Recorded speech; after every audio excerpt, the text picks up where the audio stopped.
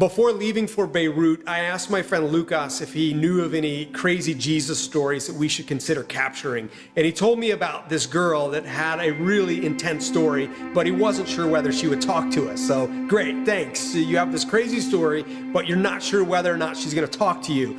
And as it turns out, she was willing to talk to us. And in all my traveling around the world and capturing different Jesus stories, this is one of my favorites for how faith building it was for me, for how personal of a message Jesus gave me through it, and just what a privilege and an honor, absolute honor, to be able to travel places like Beirut and meet people like Stephanie. Here in Lebanon, we use the word, I don't know the literal translation for it, but it's just like that disease.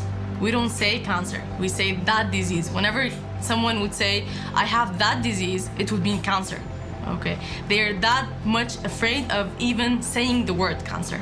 Okay, and just me hearing this was more like, oh dear God, you know, like I just sat down on the bench and it just hit me, and it hit me so hard.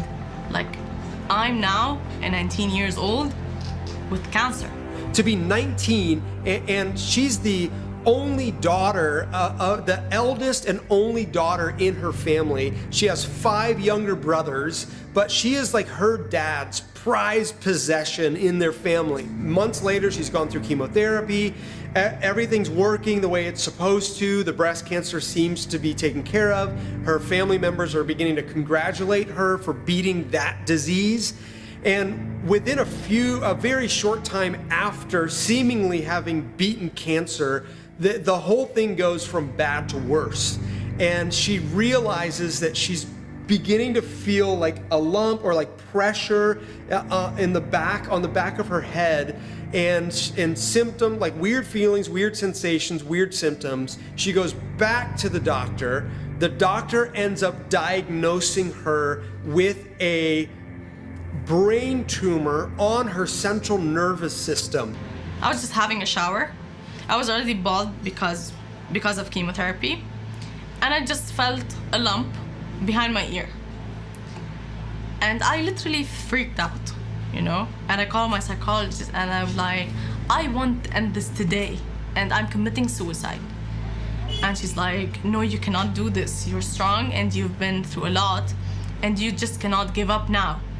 And I'm like, this cannot be possible. I'm not even done with chemotherapy, that now I'm just getting another type of cancer. And she's like, maybe that's not the case. Maybe that's just sort of glands or anything that came out of because of chemotherapy, because of the intoxications and everything. And I'm like, no, I have a feeling, just the way I had a feeling that I have breast cancer, I'm now having a feeling that this is a tumor, you know? At that time, I had the most pessimistic oncologist on the face of earth. And he was like, that's not possible. And I'm like, what's wrong? And he's like, literally that was what he said. He's like, if that's true, you're only gonna live for 7 months. Maybe like a month later, I was like, the symptoms were starting to show. My oncologist was like, I say you just quit university, you quit work, you go sit at home and take care of yourself. And I'm like, and by taking care of myself, you mean to die in a few months? That's not what I want. He's like, but that's God's will. And I'm like, if I were to quit university the way you're saying and just sit home, I'll be allowing death and not God, you know? And at some point I'm like, miracles do happen. And so he was like, you're dreaming too big. And that was the moment I'm like, no, you're thinking too small. And on that day, I called my psychologist and I'm like, I want another oncologist. And she referred me to another one who's just, he's amazing, you know? He just made all the difference. So I first went to him and I took my file, and he was like, this is a rare case, a very rare one. There's only 72 cases in the world, okay? But I choose to say that we don't have to lose hope in a way, and miracles do happen. And I'm like, that's what I want to listen to. Like, that's what I want to hear, you know? Stephanie's doctor gave her 0.028% odds of making it out of the surgery without a problem, or basically being cured. So there's a 99.7% chance that she is going to die on the surgical table. But still, she felt like the risk was worth taking. Like the last time this surgery has been done was in 2001. Okay, it's been 13 years that no one has ever went through this surgery because it's just not guaranteed in a way. Okay, so at that point I just had two options. It's either I continue to live the 4 months of my life, or I choose to go through this surgery, and it's either I die under surgery or I'd live. And by live, it's not 4 months, you know? So that was a really hard time, a really tough decision I need to make in my life. And it took me like 2 days, and I just called him and I'm like, I'm ready to prepare the papers. One of Stephanie's best friends, about a month before Stephanie's scheduled to fly to Los Angeles for her surgery, ends up in this little tiny Christian bookstore in middle of nowhere, Beirut. She goes in there and just starts crying and like loses it, and the people who are working there at the bookstore surround her, ask her what's going on. She tells them about her friend Stephanie's story and how she's so afraid of losing her friend. And they pray for Stephanie's friend right there, and then they say, hey, it'd be awesome if you would bring your friend back. We'd love to pray over her. So the day before, this is May 19th, 2014, the day before that Stephanie's supposed to fly to Los Angeles for this crazy procedure, her friend is like, Stephanie's at home with her family and they're all hanging out, having a great time. Literally what is likely to be the final day of her life. When I had the surgery to remove the second lump, one of my friends that I know, she came to me and she's like, I want you to come with me to a really special place. And I'm like, I only have this few hours, you know, those few hours I want to spend time with family, with my mom, with like, you know, and it was 2 days before it was my mom's birthday, you know? So I just felt like I want to be close to them, maybe in those few last hours, maybe, you know? And she's like, I promise it won't take much time. It's just like maybe half an hour, and then we just leave. And then we're just walking and we stood here and she's like, here's the place. And just stared like this and like, here's the place. And I'm like, yeah. I like, what about it? Like, it's all like crosses and Bibles and Jesus and like, what am I doing here, you know? So she's like, when you did your surgery a month ago, I came here and to get you a souvenir, and I told them your story, and they wanted to meet with you. So if you don't mind, I'd like to introduce you to them. And we're just debating this over the door, and this bell, there's that bell that was ringing, okay? And so Hiyam, that lady, she just came to the door and was like, may I help you, ladies? And my friend was like, this and that is the girl I told you about, I don't know what. So we came in, and Hiyam started more like preaching, maybe, I don't know, like she started talking about Jesus, okay?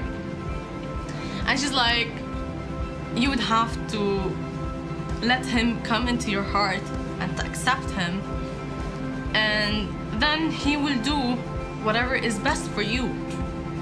And I was like, yes, I accept that. And she's like, she just stared at me like maybe she didn't get this, you know? And then she explained it, and I'm like, yes, I agree with this. And she's like, that was fast. And I just thought about it at that moment, like, I only have maybe a few hours, you know? I need anything just for me, like, maybe this can save me in a way, you know? And then they started praying for me. And then we said goodbye, and they wanted to hear from me, and they took my phone number, and then I went home. And that night I felt something.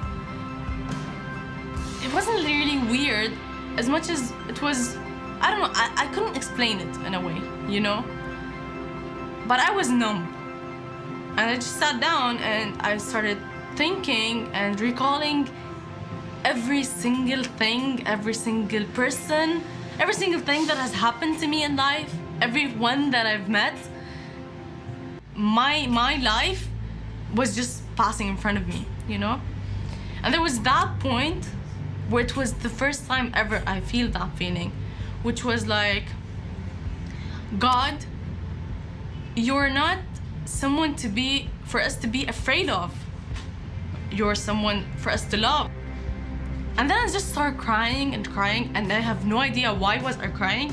But one thing I surely know, I wasn't really afraid on that night. Stephanie begins thinking that maybe God's not someone to be afraid of, but someone to love. Like maybe he's actually someone that cares for her. So she's having these like weird thoughts, and then simultaneously she's feeling some weird sensations that she hadn't felt with chemo. She'd felt all kinds of crazy pain and all kinds of heavy physical issues throughout the brain tumor, but now she was beginning to feel some other sensations, and one of which she just felt tired and felt like she needed to go lay down. And so her family's like, hey, what's wrong? Like, this is our last night together. Like, you haven't slept in days. Like, what do you mean now you're tired? But they let her go to her room. She goes to her room, and like 2 hours later, they're banging on the door, like trying to wake her up because they're all nervous, concerned, like what happened? She hasn't slept like this in days. So what's going on? So they go in, they wake her up,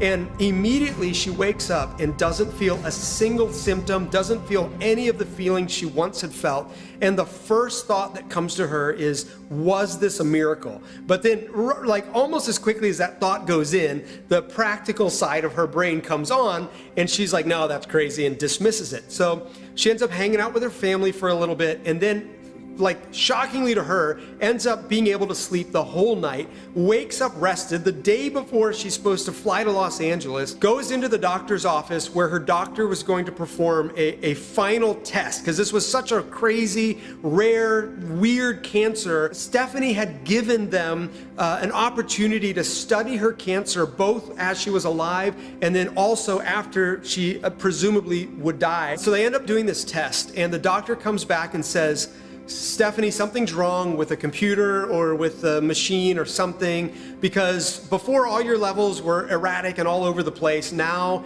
all the levels in your body that previously showed what this cancer was doing are all reading zeros. And I was just looking, and all those lumps that I've got used to them on the screen are just not there. Like, there's nothing, you know? Like, my head is clean. And I didn't know what, like, it's like I want to laugh and cry, and I don't know what to say, you know? Like, how, like, is it true that I now can live? I can now do what anyone in life can do? You know, that's not even possible in a way.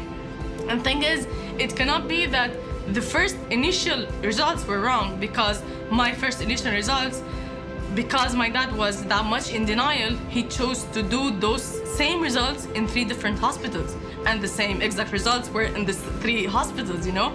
So for us now to do the results, the same exact checkups and tests, and to just have 0%, that was just like unbelievable. And so now I feel like everyone perceives my story the way they perceive things and the way they perceive maybe the relation with God, you know? That this is a miracle that is related to Islam, which is not the case, you know, which it cannot be, like, it doesn't belong to Islam in any way. And for me as a Muslim to come to my Muslim friend, for example, and tell them, hey, Jesus cured me, that's not an option in a way, you know? Like, I cannot go and say that. But then there's that point in life where you realize that it's my life and I want to live it the way I want, and Jesus has cured me. With God, he knows the heart, you know? And he understands when someone truly means that I want you to come into my heart, because when I said it, although I didn't really understand the meanings of it maybe, and I didn't really like get the whole thing, but it just felt like, yes, I want this, you know? I talked to Stephanie for 2 hours, like sitting there just trying to hold it together, telling myself, like, hold it together, don't cry. Like, just like, look, if she can do this and she's doing it so well, then the least you can do is keep yourself together. So by the end, I was undone. I just felt like I just came apart, and every part of me that wanted to try to keep this thing together was gone, and I just wept uncontrollably. And the only thought that came to me was, holy, holy, holy, holy is the Lord God Almighty. I've got to decrease so He increases. And that's it. There's really nothing else to say. Like, what else do I add? What other words can I come up with to tell you the way in which this story touched me? It's like, this is that awkward time when you're looking at a camera and you know you should stop because there's nothing else to say, and you're awkward me and you just keep rambling. So, Chad, shut up. Lord is my shepherd, I shall not want. He maketh me to lie down in green pasture. He leadeth me beside the waters of rest. He restoreth my soul. Though I walk through the valley, Thou art with me. Thou preparest me a table before my enemies. Though I walk through the valley, I will not fear. Thy